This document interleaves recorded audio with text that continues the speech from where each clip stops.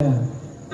लेकिन सात्विक वो है कि जो पूरी तरह से निष्काम दान है, और राजसी दान वो है कि जिसमें ईश्वर की ओर से भी कुछ कामना है हमारी कि ईश्वर भला करेगा, और ये रहती ही है मनुष्य के मन में। लेकिन तीसरा दान वो होता है कि जहाँ ईश्वर के प्रति श्रद्धा नहीं है और विश्वास भी नहीं है, लेकिन अब गांव में कथा का आयोजन हुआ है या गांव में सप्ताह हो रहा है और सब लोग देते हैं, तो इसलिए हमको भी अब देना पड़ेगा। नहीं देंगे तो लोग क्या कहेंगे, इस डर से जो दिया जाता है इच्छा न होते हुए भी, तो उसे तामस दान करते हैं।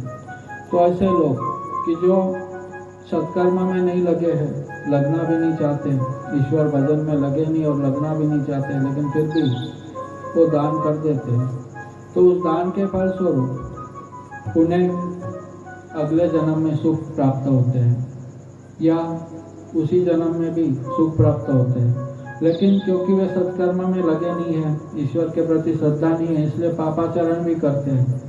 तो पापाचरण वाले होते हुए भी, पापी होते हुए भी, केवल उस तामस दान के कारण वे सुखी हैं। उस तामस दान के फलस्वरूप उन्हें कुछ ना कुछ मिला है। तो दान की यह महिमा है कि श्रद्धा न होते हुए भी यदि दान कर दिया जाए तो उसका प्रतिफल भगवान देते ही है, उसका प्रतिफल उसे मिलता ही है। तो इस तरह से नंदभद्र की शंका का समाधान हुआ, और नंदभद्र की शंका का समाधान होते ही उस बालक की आयु वह पूरी हो गई, और उस बालक ने फिर से नया जन्म धारण किया, और उस जन्म में वो मैत्रेय ऋषि बने। ये मैत्रेय ऋषि भी, इनके उपनिषदों में कथा है और ये बहुत प्रसिद्ध ऋषि है। कहने का मतलब ये कि गुरु वो प्रदान कर देते हैं कि जिसके बाद मनुष्य को कुछ और पाना बाकी नहीं रहता। चिंतामणि और कल्प वृक्ष के बाद तो बहुत कुछ बाकी रह जाता है, लेकिन सद्गुरु की कृपा के बाद कुछ भी पाना बाकी नहीं रह जाता, जीव का पूरी तरह से कल्याण हो जाता है।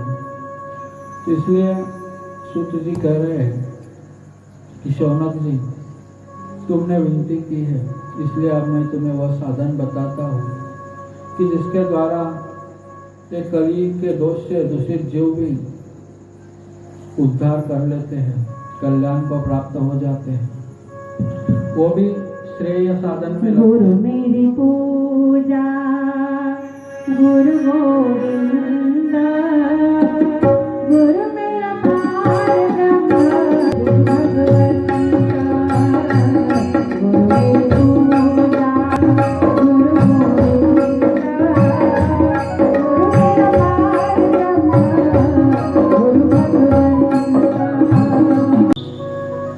वो धर्म के मार्ग में अध्यात्म ज्ञान की प्राप्ति के लिए कुछ प्रयास करे तो उसे श्रेय मार्ग कहा जाता है।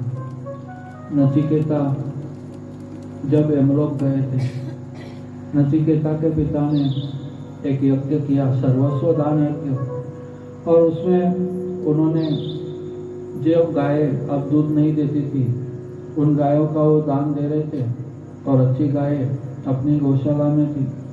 नचिकेता ने देखा कि ये सर्वस्व दान कर रहे हैं, तो फिर ऐसा क्यों कर रहे कि अच्छी गाय तो रहने दी और बूढ़ी गाय इन्होंने उनका दान कर दिया।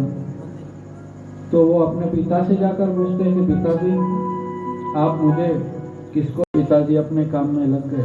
नचिकेता ने तीसरी बार पूछा कि आप सर्वस्व दान कर रहे हो, सब कुछ दान कर रहे हो, तो ये बताओ कि मैं भी तो तुम्हारी संपत्ति हूँ, मुझे किसे दोगे?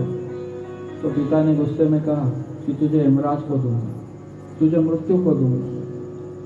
और ये सुना और नचिकेता यमलोक के लिए चल पड़े। वे यमलोक के दरवाजे पर वहाँ रुके रहे। वहाँ पता